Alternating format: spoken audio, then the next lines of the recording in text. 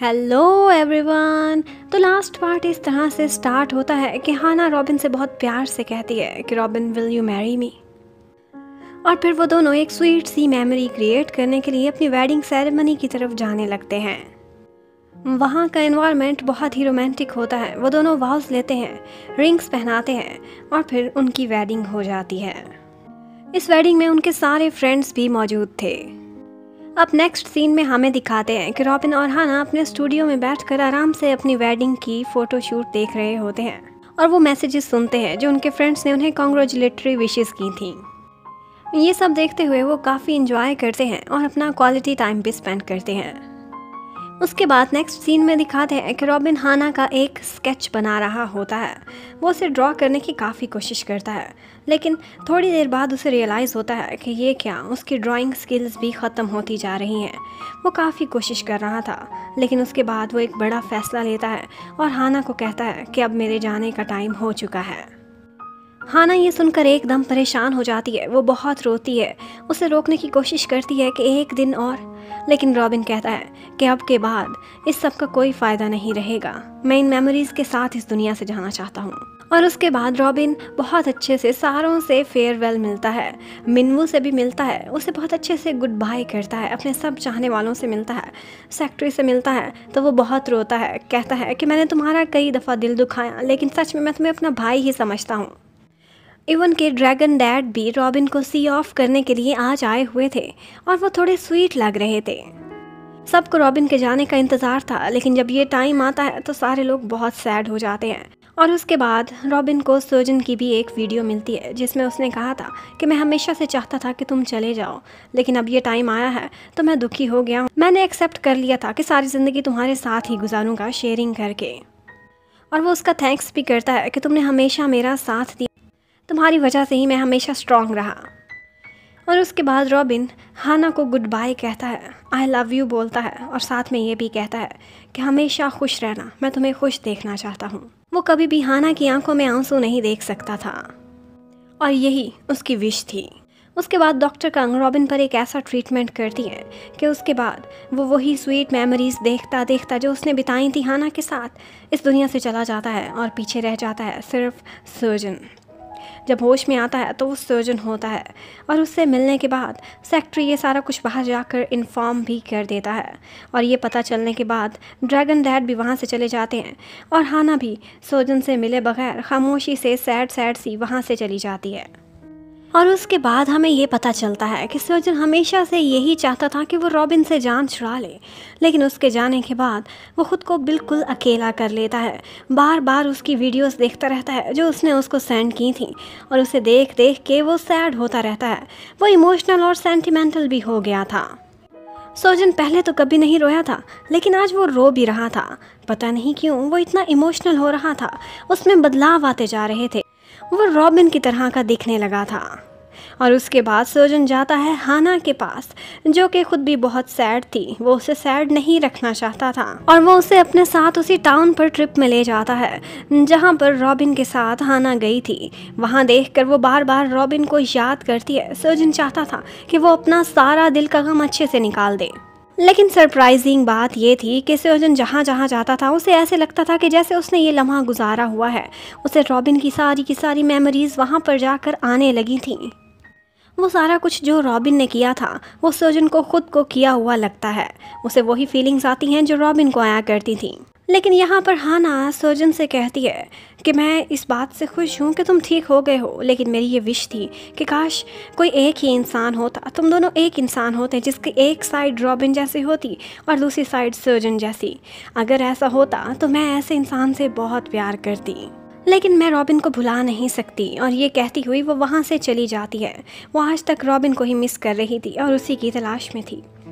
उधर हमें डॉक्टर कंग को दिखाते हैं कि वो सर्जन से फ़ोन पर बात करती है और उसे जो सिम्टम्स वो बताता है उनसे यही पता चलता है कि ये इसी बात की निशानी है कि दो पर्सनैलिटीज़ एक में मर्ज होने वाली हैं और उसमें ऐसी ही निशानियाँ आती हैं। इंसान इमोशनल हो जाता है और सर्जन अब रॉबिन जैसा बनता जा रहा था। उसके बाद स्टूडियो में वापस जाकर हाना बार बार वही वीडियोस देखती है जो देख देख कर उसे रॉबिन की यादें आती रहती हैं। लेकिन यहाँ पर हाना को अभी तक पता ही नहीं चला था कि जिस वीडियो को वो देख रही थी वो रॉबिन नहीं, वो तो सोजन ही था उस दिन। और यहाँ पर हमें ये भी पता चलता है कि हाना की एक फ्रेंड को सोजन ने इस ड्यूटी पर लगाया था ताकि वो अकेली ना पड़े और खाना भी टाइम पर खाती रहे। सोजन हाना की बहुत केयर करता था, उसे उसकी बहुत फिक्र होती थी। उसके बाद वो दिन आ जाता है जब सोजन ने वापस काम पर जाना था और स्योंग इतनी मेहनत करने के बाद भी अपनी सीट अब सोजन के हवाले करने ही वाला था। सोजन जब सुबह सुबह रेडी हो रहा होता है तो वो वहाँ पर अपने सेक्रेटरी को ह्योंग के नाम से बुलाता है और इस नाम से तो हमेशा रॉबिन ही सेक्रेटरी को बुलाया करता था। सेक्रेटरी काफ़ी हैरान होता है और उसके बाद सोजन का मन करता है कि वही ड्राइव करे। वो थोड़ा हैरान होता है कि ये आज मेरे साथ हो क्या रहा है, मैं बदला हुआ हूँ। और उसके बाद जब वो कॉन्फ्रेंस में पहुँचता है तो वहाँ पर जो वो स्पीच देता है तो इसमें एग्जैक्टली वैसी ही बातें करता है जैसी उसने उस दिन की थी जब रॉबिन सोजन की शक्ल में उस मीटिंग में गया था, जिसके बाद उसे डैड से बहुत डांट पड़ी थी। वेल इन शॉर्ट सोजन की स्पीच एकदम परफेक्ट और ज़बरदस्त रही थी। लेकिन स्योंग इतना जेलस होता है कि वो आज सारे मीडिया के सामने सोजन के ऊपर उंगली उठाता है और कहता है कि इसे DID की बीमारी है, ये रॉबिन और सोजन एक इंसान नहीं है, ये दो डिफरेंट पर्सनैलिटीज़ हैं।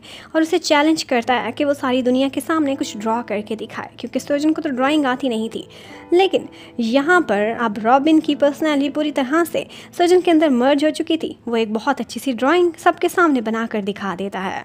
स्योंग को शक होता है कि शायद ये रॉबिन ही है, तो वो उससे बिजनेस की बातें पूछने लगता है और बिजनेस में भी वो बिल्कुल परफेक्ट आंसर्स देता है। अब ऐसे लग रहा था कि जैसे कोई साइकोलॉजिकल इश्यूज सोजन के साथ नहीं बल्कि स्योंग के साथ ही हैं। उसकी सारी दुनिया के सामने, मीडिया के सामने इंसल्ट हो जाती है और जलती पर तेल छिड़कता है सेक्रेटरी जब उसे डॉक्टर कांग साइकेट्रिस्ट का कार्ड भी देता है और यही डॉक्टर रिकमेंड कर देता है। हाना हमेशा से चाहती थी कि किसी ऐसे इंसान से प्यार करे जिसमें रॉबिन और सोजन दोनों की ही क्वालिटीज़ हों, और सोजन अब वो वाकई बिल्कुल वैसा ही बन चुका था। और वो ऐसा करता है कि अब खुद से गाड़ी ड्राइव करता है, उसे ड्राइविंग करना भी आ गई थी, बिल्कुल रॉबिन के जैसे करता है और रॉबिन और हाना के स्टूडियो में चला जाता है। रॉबिन की मेमोरी के थ्रू सोजन को वहाँ का कोड भी बिल्कुल याद था। उसके बाद दिखाते हैं कि वो दिन आ जाता है जब रॉबिन की बर्थडे होती है। वो सारे फ्रेंड्स उसे याद कर रहे होते हैं, लेकिन यहाँ पर हाना को इंटरनेट पर एक न्यूज़ मिलती है कि रॉबिन ने एक नई वेबटून रिलीज़ करनी है और उसने ये अनाउंसमेंट कर दी है। वो लोग ये पढ़कर एकदम हैरान रह जाते हैं। हाना फ़ौरन से स्टूडियो में जाती है, सोजन को ये सब काम करते हुए देखती है तो उसे ऐसे लगता है कि जैसे वो किसी को हायर करके ये सब नाटक कर रहा है। लेकिन उसे विश्वास उस टाइम पर आता है जब वो अपनी स्केच बनी हुई देखती है। ये वैसा ही स्केच था जो सिर्फ रॉबिन और हाना को ही पता था। ये सोजन ने कैसे बना लिया, मतलब कि सोजन वाकई रॉबिन की पर्सनैलिटी को अपने अंदर मर्ज कर चुका था, वो दोनों एक ही थे। उसके बाद सोजन हाना को अपने साथ लेकर जाता है उस जगह पर जहाँ पर रॉबिन और हाना की सबसे पहली मुलाकात हुई थी। हमेशा से हाना की यही विश थी कि रॉबिन की बर्थडे पर वो दोनों उसी जगह पर जाएं। लेकिन ये बातें रॉबिन और हाना के अलावा कोई भी नहीं जानता था कि हाना की विश थी कि वो वहाँ पर फार्मिंग भी करे और वहाँ पर एनिमल्स भी रखे, पपीज़ भी रखे। अब ये सब देखकर हाना को विश्वास हो जाता है कि वाकई में सोजन और रॉबिन एक ही इंसान है, एक ही पर्सनैलिटी है। और सोजन उसे कहता है कि मैं रॉबिन के रूप में भी तुमसे प्यार करता था और अब भी मैं वैसे ही तुमसे प्यार करता हूँ, हमेशा करता रहूँगा। और उसके बाद एक किसिंग सीन आता है। अब रॉबिन वापस आ गया था और हाना अपने वो सारे सपने पूरे कर रही थी जो उसने रॉबिन के साथ पूरे करने थे, सोजन की शक्ल में उसके साथ था। और यहीं पर ही इस ड्रामा सीरीज़ की हैप्पी एंडिंग हो जाती है। Thank you for watching, bye bye.